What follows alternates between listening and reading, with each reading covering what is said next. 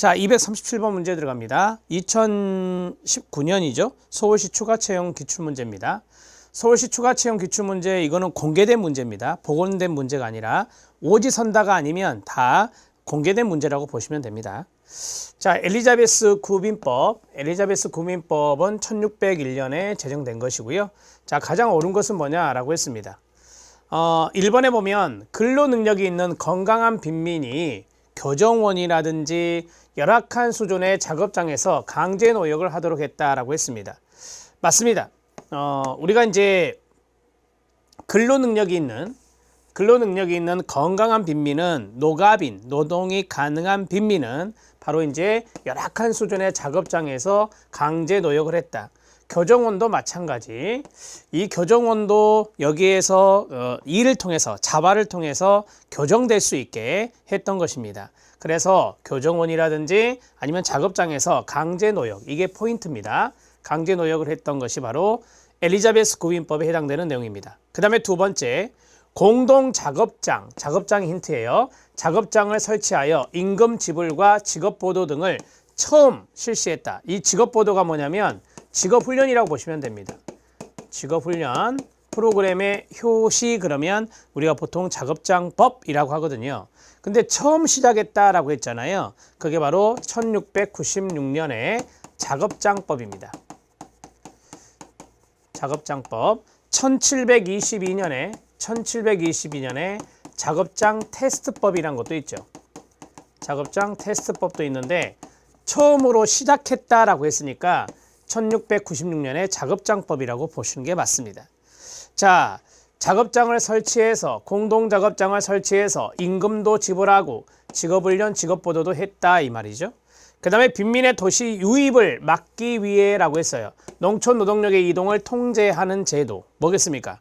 정착을 장려했네요. 마찬가지. 자, 도시의 유입을 막기 위해서, 자, 이게 이동을 통제했다. 우리가 많이 배웠던 정주법이죠. 생각보다 정주법의 지문이 잘 나와요.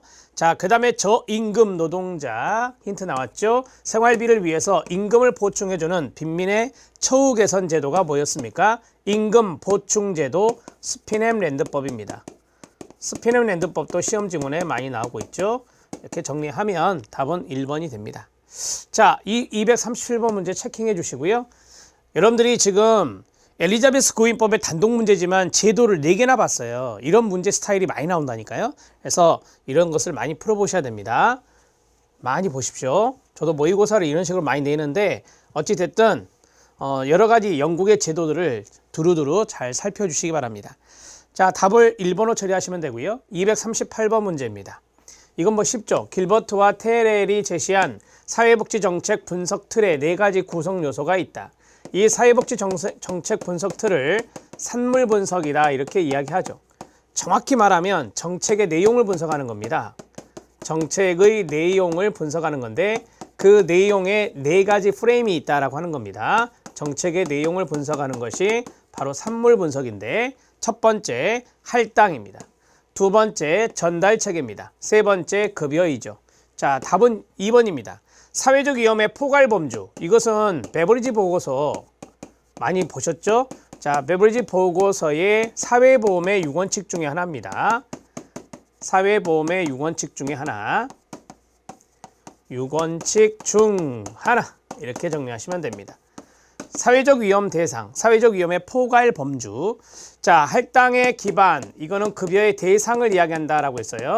급여의 대상, 귀, 보, 진, 자, 이런 거 생각나야 되고, 전달체계의 전략이라든지 급여의 형태라든지, 하나가 파이낸스, 재정체계입니다. 재원을 말하는 재정체계가 빠졌죠. 답은 2번입니다. 이것은 여러분들이 많이 아실 거니까 정리가 될 거고요. 자, 이제 239번 문제 들어갑니다. 이 문제 체킹해 주시고요.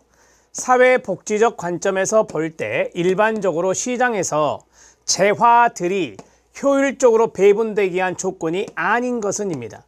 문제가 조금 약간 한 바퀴 돌렸어요. 여기에서 보면 시장에서 재화들이 효율적으로 배분되기 위한 조건이 아닌 것은, 그러면 시장 실패 요인입니다. 시장에서 효율적으로 배분되면은 시장 실패가 아니잖아요. 그렇죠? 자, 여기서 시장에서 재화들이 효율적으로 배분되는 것은 시장 실패가 아니라 시장이 잘하고 있는 거예요. 근데 그 조건이 아니다라고 했으니까 시장 실패 원인을 찾아라. 이렇게 문제가 돌아갑니다. 그러면 시장 실패 원인 우리가 많이 배웠거든요. 첫 번째, 재화의 거래에서 외부 효과가 발생하지 않아야 한다, 말아야 한다라고 했어요. 외부 효과가 발생하면 시장이 실패한다라고 했었잖아요. 그럼 그 반대. 외부 효과가 발생하지 않아야 된다. 이것은 바로 시장이 효율적으로 재원이 배분되기 위한 조건이 됩니다. 맞습니다. 위험의 발생이 상호 우존적이어야 된다. 이게 바로 이거예요. 시장의 실패 원인에 해당될 수 있죠. 시장의 실패 원인 생각나십니까? 사회복지 재화나 서비스는 공공재 성격이 있다. 첫 번째, 외부 효과가 큰 것. 세 번째, 사회적 위험 발생의 상호 의존성이다. 규모의 경제, 그 다음에 역선택과 도덕적이 같은 불안전한 정보, 정보의 비대칭성, 이런 것들이 다 시장 실패 원인에 해당되죠. 그래서 2번이 바로 조건이 아닌 것에 해당됩니다. 역의 선택 현상이 나타나지 말아야 한다. 그럼 시장이 효율적으로 배분되기 위한, 시장에서 이 재화들이 효율적으로 배분되기 위한 조건이 되는 거죠. 이걸 이제 반대로 뒤집으면 역선택 현상이 나타나면 시장 실패다. 이렇게 말할 수 있습니다. 재화에 대해서 수요자와 공급자가 충분한 정보가 있어야 한다라고 했어요. 반대로 뒤집으면 정보의 비대칭성, 불안전한 정보죠. 그게 바로 시장 실패 요인입니다. 충분한 정보가 있으면 시장에서 재화가 효율적으로 배분되기 위한 조건이 됩니다. 제가 그랬잖아요. 이 문제는 우리가 보통 공부하는 것을 한 바퀴 돌렸다. 이렇게 말할 수 있어요. 답은 2번입니다. 이 문제 풀 때 헷갈리시면 안 됩니다. 헷갈리지 말라고 지금 시장 실패 원인을 써드린 거예요. 자, 답은 2번, 240번 문제 들어갑니다.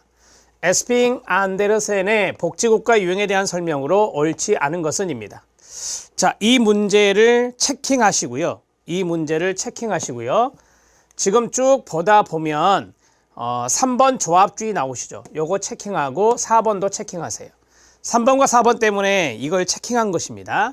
첫 번째, 사회민주적 복지국가 유형에서는 보편주의 맞나요? 네. 사회권을 통한 탈상품화 효과가 가장 크나요? 네. 많이 배우셨죠?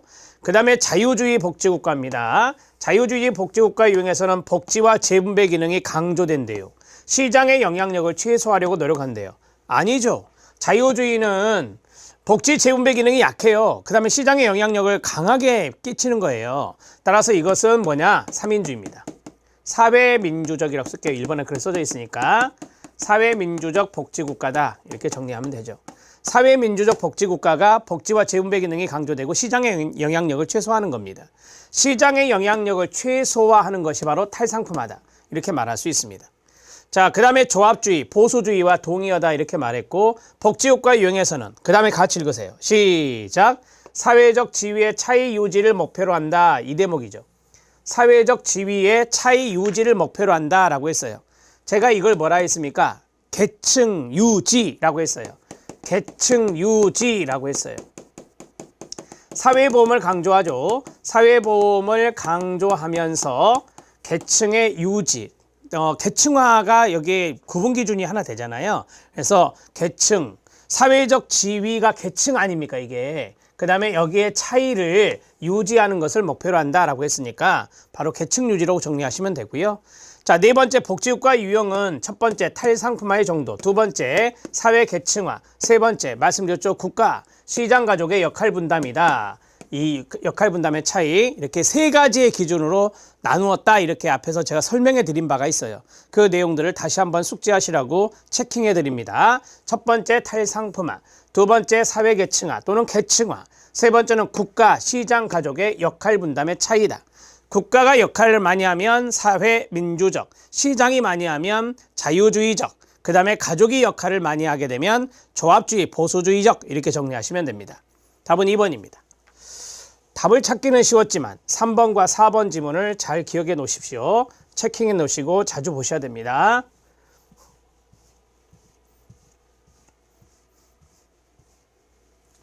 자, 241번 문제 들어갑니다. 241번 문제 체킹해 주시고요. 자, 241번의 체킹은 단 이것 때문입니다. 4번 때문에 체킹하는 거예요. 사회복지 재원의 특징에 대한 설명으로 옳지 않은 것은 자, 첫 번째 재원은 조세가 나왔습니다. 두 번째 재원은 모금이 나왔습니다. 세 번째 재원은 사회보험료가 나왔고 네 번째 재원은 수익자 부담이 나왔습니다. 자, 첫 번째 조세는 공공재원입니다. 조세는 공공재원인데 일반 조세를 재원화하는 사회복지정책은 안정성과 지속성을 갖습니다. 왜? 많은 재원이에요. 다음에 예산이 550조가 넘습니다. 따라서 엄청난 규모의 돈인데 이 돈을 조세로 운영하면 바로 안정성과 지속성이 장점이 될 것입니다. 모금은 사회복지 공동모금회법을 근거로 해서 공동모금 제도를 실시하고 있습니다. 이거는 민간재원입니다. 공동모금의 모금은 민간재원에 해당됩니다. 그 다음에 사회보험료. 자, 피보험자의 강제가입에 의해서 납부되는 게 원칙이다. 맞죠? 네. 사회보험료는 사회보장세라고도 하고요. 사회보장세라고도 하고 이것은 공공재원에 당연히 해당될 수 있습니다. 자, 수익자 부담금 아시죠? 수익자 부담금은 민간재원입니다.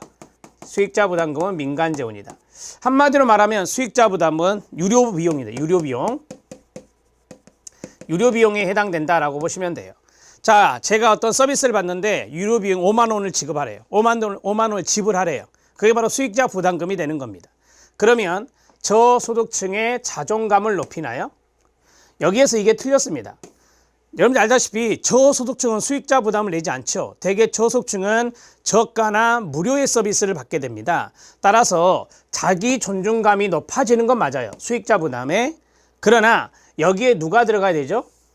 네, 수익자가 들어가야 돼요. 수익자가. 그래서 수익자의 자기 존중감, 자존감이 높아지는 겁니다. 왜? 비용을 내고 서비스 받는 거니까.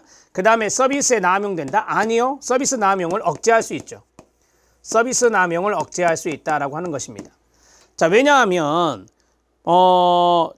무료 저가의 서비스가 남용이 많은 거예요. 무료 저가의 서비스가 남용이 많은 거고 여기 수익자 부담은 유료 서비스거든요. 그래서 유료 서비스 같은 경우는 서비스의 남용을 억제할 수 있다라고 하는 것입니다. 아셨죠? 네, 이게 넘칠 남자잖아요. 그래서 서비스를 무분별하게 막 남용하는 것, 그러한 것들을 억제할 수 있는 게 수익자 부담금이라고 합니다. 땡땡, 수익자 부담금의 장점이라고 말할 수 있겠죠. 자, 답은 4번입니다. 4번 같은 경우에는 둘로 나누어서 보시면 됩니다. 수익자의 자기 존중감이 높여질 수 있고 이 서비스가 바로 남용되지 않고 억제할 수 있는 효과를 가져온다라고 하는 겁니다. 자, 정리가 됐고요. 이제 242번 들어갑니다. 242번 별표. 242번은 이 3번 때문에 별표입니다. 3번 별표. 자, 앤서니 기든스라고도 하는데요. 자, 이론적으로 체계화된 소위 제3의 길. 기든스 하면은 제3의 길이죠. 제3의 길이 추구하는 전략 개념에 해당하지 않는 것은 뭐냐? 저는 제3의 길을 쭉 정리해 드린 바가 있습니다. 첫 번째, 이거 중요합니까? 인적 자원 투자? 네, 맞습니다. 복지자원주의 맞습니까? 네, 맞습니다. 3번 우선 패스. 4번 중앙정부의 역할을 강화합니까? 이거 틀린지 아시죠? 복지자원주의가 들어가야 돼요. 이 자리에 복지자원주의 여기 있네요. 복지자원주의는 민간, 공공, 다양한 복지 공급 주체가 있다라고 말하거든요. 그래서 중앙정부의 역할을 강화한다라고 하는 대목이 틀렸다라고 보시면 됩니다. 적극적으로 복지를 하는데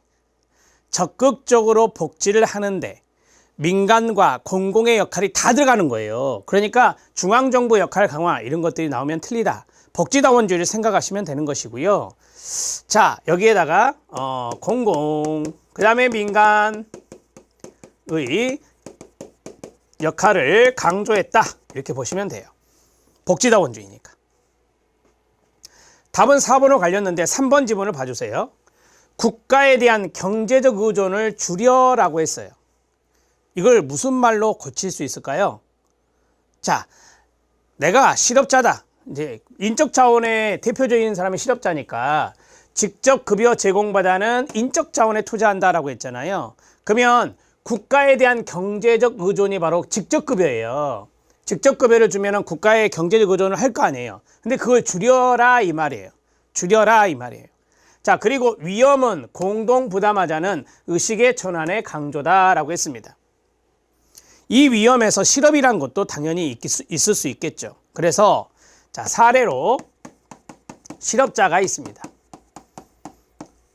자, 이 실업자는 국가로부터 직접 급여를 제공받을 수 있잖아요. 저기 1번에서 말하면 직접 급여를 제공받을 수 있는데 여러분들이 해설해 보면 노동자가 혜택을 포기하고 라는 말이 있어요. 이게 이 사람이 이제 일종의 노동자입니다. 노동자가 그냥 실업 상태에 있는 거죠. 그래서 노동자가 혜택을 포기한다라고 하는 거예요. 자, 혜택을 포기한다는 것은 뭐냐면 국가가 주는 경제적인 급여, 경제적 급여 이런 것들을 포기한다라고 하는 것입니다. 그럼 뭐 하자는 겁니까? 포기하고. 그렇습니다. 일자리를 찾자 이 말이에요. 이 사람들이 일자리를 찾을 수 있도록 일자리를 찾을 수 있는 워크페어를 하는 거죠. 워크페어, 노동연계복지라고 하는 것을 배우셨습니다. 워크페어를 한다. 일하는 상태, 일을 찾고자 하는 노력을 했을 때 복지 혜택이 주어지는 거예요. 이것을 우리가 워크페어라고 이야기할 수 있죠. 자, 이랬을 때 우리가 인센티브를 주는 게 이게 복지제도예요. 이런 내용으로 했을 때 우리가 비용을 줄일 수 있다라고 하는 겁니다. 비용을 최소화한다. 그리고 사회적인 후생은 늘어날 수 있는 것이고요. 이런 의식의 전환의 강조라고 했습니다. 3번을 좀 와닿게 말씀을 드리면 이런 겁니다. 자, 이전에는 국가가 어떤 실업자가 있고 어떤 어려운 사람이 있으면 인적 자본에 해당되는 사람이면서 어려운 사람이 있으면 국가가 경제적인 급여를 줬어요. 소득 보장을 해줬다고요. 이제 거기에 의존하지 말자라고 하는 거예요. 거기에 의존하지 말고 국가가 적극적인 인적 자본에 대한 투자 정책을 하면 예를 들어서 직업능력 개발 훈련 정책이나 이런 것이 있다. 그러면 거기에 참여해서 일자리를 찾고자 하는 노력을 했을 때 바로 워크페어라고 하는 노동연계복지 정책을 통해서 거기에 따른 인센티브를 주는 거예요. 복지 혜택을 주는 거죠. 이해되시죠? 네, 그렇게 이제 바뀐다라고 하는 거예요. 그렇게 바뀌는 것이 바로 인적 자본에 대한 투자에 해당되는 의식의 전환이다. 이렇게 정리하시면 됩니다. 3번 지문 잘 알아놓으세요. 3번 지문은 밑에 해설에 제가 전공성 찾아서 구체적으로 넣어드렸으니까 3번 지문 때문에 체킹했습니다. 답은 4번입니다. 자, 이거 외에도 적극적 복지라는 것이 있어요. 적극적 복지. 제3의 길의 특징 중에 뭐 인간의 얼굴을 한 시장 경제 추구도 있었고 적극적 복지도 있었고 그런 것들을 놓치지 마세요.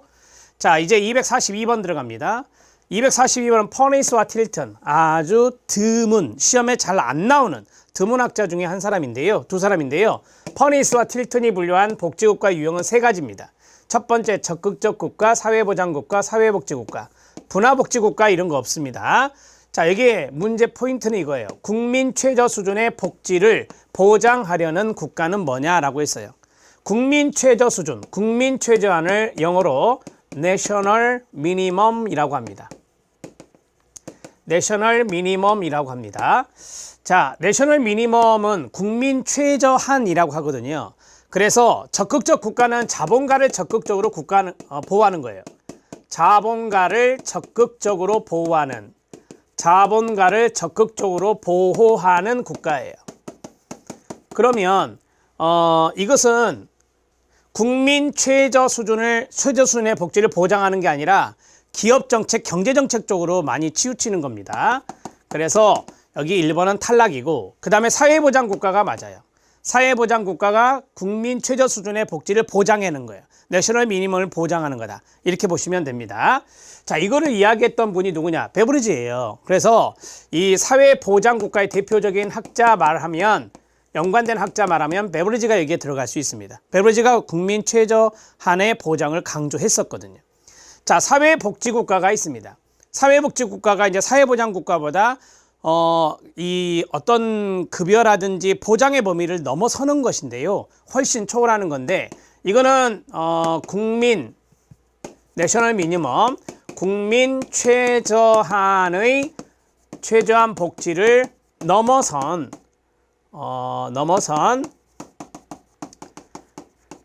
삶의 질 향상에 강조점을 두고 있다. 이렇게 보시면 됩니다. 자, 그러니까 국민 최저한의 복지의 범위를 넘어섰다라고 하는 것은 사회보장보다 더 복지 지출이 더 많은 사회복지 국가를 이야기한다라고 보시면 됩니다. 자, 대개 여기에 이제 3인주의가 이게 들어갈 수 있겠죠. 3인주의 국가들이 여기에 해당될 수 있다.